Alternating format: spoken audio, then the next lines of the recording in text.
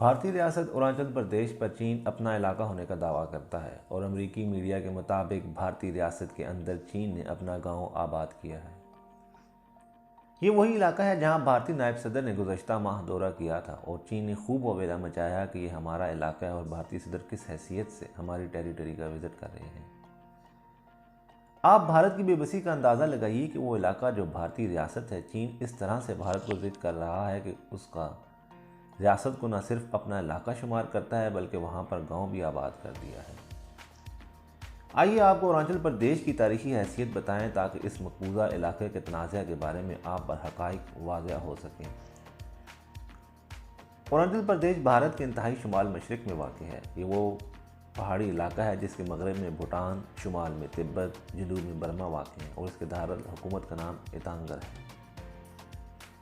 अरुणाचल प्रदेश का मतलब चढ़ते सूरज की ज़मीन है और इसका तज़किरा बरसग़ीर की पुरानी किताबों कालिका पुराना और भारतीय देवमलाई नज़मों महाभारता और रामायण में भी मिलता है। पहले इसको नॉर्थ ईस्ट फ्रंटियर एजेंसी कहा जाता था, जैसे खैबर पख्तूनख्वा का पुराना नाम NWFP था। 1972 से ये इलाका आसाम का हिस्सा था, मगर इंडो चाइना जंग के बाद इसे पहले यूनियन टेरिटरी बनाया गया। जैसे मकबूजा कश्मीर को आर्टिकल 370 की मनसूखी के बाद यूनियन टेरिटरी बना दिया गया है और उसके बाद 1987 में इसे रियासत का दर्जा देकर बाकायदा तौर पर भारत का हिस्सा बना दिया गया। अरुणाचल प्रदेश का कुल रकबा 83,743 मुरबा किलोमीटर है। अरुणाचल प्रदेश के लोगों की बात करें तो यहाँ मुख्तलिफ कबाइल आबाद हैं और 1/3 आबादी को स्केड्यूल्ड कबाइल का दर्जा दिया गया है। भारतीय कानून में स्केड्यूल्ड आबादी उन अफराद पर मुश्तमिल होती है जो कि मकामी लोग होते हैं, मगर भारतीय हिंदू माशरे से उनका रहन सहन मुकम्मल तौर पर अलग होता है। मगरबी अरुणाचल प्रदेश में नशई, इक्का, मोनिया और हिलमरी जैसे बड़े कबाइल आबाद हैं। अदी जो इस इलाके का सबसे बड़ा कबीला है वो अरुणाचल प्रदेश के वस्त में रिहाइश पजीर है। मकामी अफराद का ज़रिए माश मछली, पानी, शिकार, जंगली हयात और नबातात की फ़रोख्त है। अरुणाचल प्रदेश में बंगाली, आसामी और नागालैंड के मुहाजिरीन की तादाद भी काफ़ी तादाद में रिहाइश पजीर है। अरुणाचल प्रदेश में 50 से ज़ायद मकामी ज़ुबानें बोली जाती हैं। ये ज़ुबानें बर्मी और तिब्बती ज़ुबानों से मुमासलत रखती हैं, मगर एक दूसरे से काफ़ी मुख्तलिफ हैं। इसी वजह से आम बातचीत आसामी या हिंदी ज़ुबान में की जाती है। यहाँ के लोगों का मज़हब हिंदुज़म से काफ़ी मेल जोल रखता है, मगर उनके अपने मजहबी अकायद हैं जिसमें वो रूहों और बुतों की पूजा करते हैं। हिंदुज़म पर अमल करने वाले लोगों की ज़्यादा तादाद असम की सरहद के करीब है और इस तरह बुद्ध मत के मानने वाले तिब्बत की सरहद के साथ रहते हैं। अरुणाचल प्रदेश की ज़्यादा आबादी देहात पर मुश्तमिल है। कोई शहर नहीं है इस पूरी रियासत में और कस्बात की तादाद भी 20 से 25 के दरमियान है। इसकी वजह मकामी कबाइल का आपस में मजबूत रब्त और तर्ज ज़िंदगी है और शादियाँ भी कबाइल के अंदर ही की जाती हैं। हत्ता कि अरुणाचल प्रदेश का दारुल हुकूमत भी एक कस्बा है। ईतांगर को इस लिहाज से भी इनफरादी हैसियत हासिल है कि ये एक रियासत का दारुल हुकूमत है, मगर शहर नहीं बल्कि कस्बा है। अरुणाचल प्रदेश में 1950 का भारतीय आइन नाफिज है, जिसके तहत सदर गवर्नर तयनात करता है और इंतखाब के ज़रिए वज़ीर आला का इंतखाब किया जाता है। सूबाई असम्बली का नाम विधान सभा है। आइए अब ये जानते हैं कि इलाका भारत और चीन के दरमियान तनाज़े की वजह क्या है। इस तनाज़े का आगाज़ उस वक्त होता है जब अंग्रेज़ बरसग़ीर में आते हैं। 1912 में अंग्रेज़ मकामी लोगों के साथ एक मुआहदा तय करते हैं कि वो मगरब में बालीपुरा ट्रैक, सदाया ट्रैक मशरक़ में, जनूब में मशमी ट्रैक और अबूर ट्रैक का तयन करती है। इस तरह से एक हदबंदी बन जाती है जिसे नॉर्थ ईस्ट फ्रंटियर एजेंसी कहा जाता है, जो आज का अरुणाचल प्रदेश है। इसके शुमाल में जो सरहद है उसे मैकमोहन लाइन कहा जाता है। इसकी लंबाई 550 मील यानी 885 किलोमीटर है और यही सरहद चीन और भारत के दरमियान तनाज़े की असल वजह है। इस लाइन को McMahon line sir Henry McMahon की वजह से कहा जाता है, जो उस वक्त बरतानवी फॉरेन ऑफिस में सेक्रेटरी थे।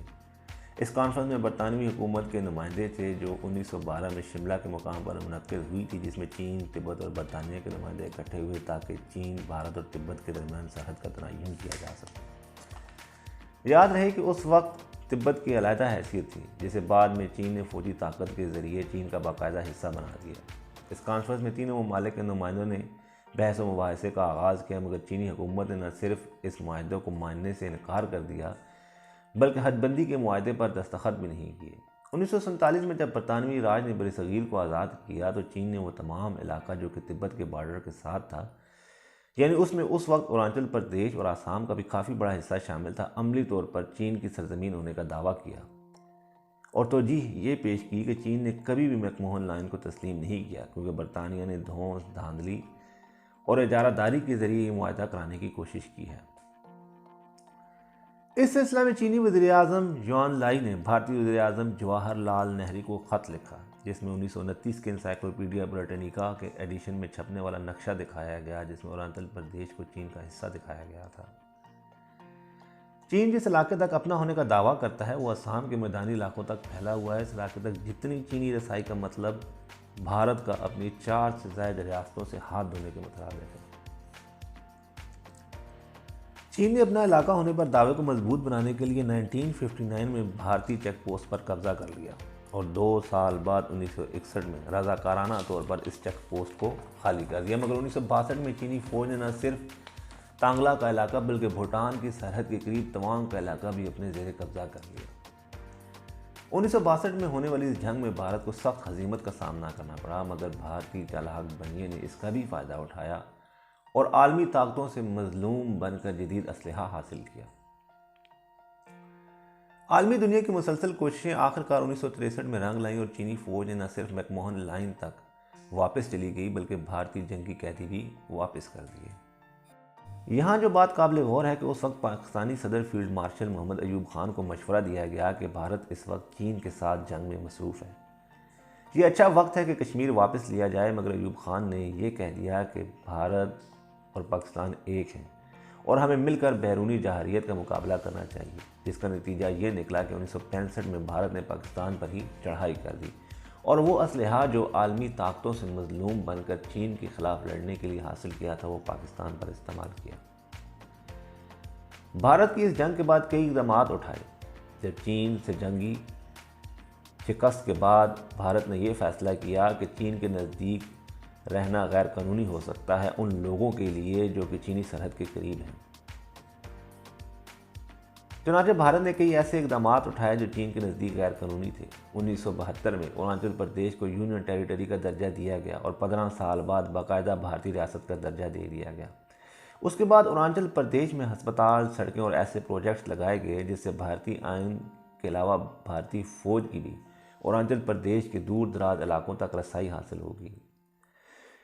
अगरचे 1962 के बाद कोई बड़ी जंग नहीं हुई, मगर छोटी छोटी झड़पें होती रहती हैं और उन वाक़यात की वीडियोज़ और तस्वीर भी पूरी दुनिया में फैलती रहती हैं, जैसा कि जून 2020 में होने वाले वाक़या ने भारत की सुर्खी उठाने में कोई कसर ना छोड़ी। गुज़श्ता दिनों पेंटागन ने रिपोर्ट जारी की जिसमें यह दावा किया गया कि चीन ने मकबूजा इलाके में 100 घरों पर मुश्तमिल एक गाँव आबाद किया है।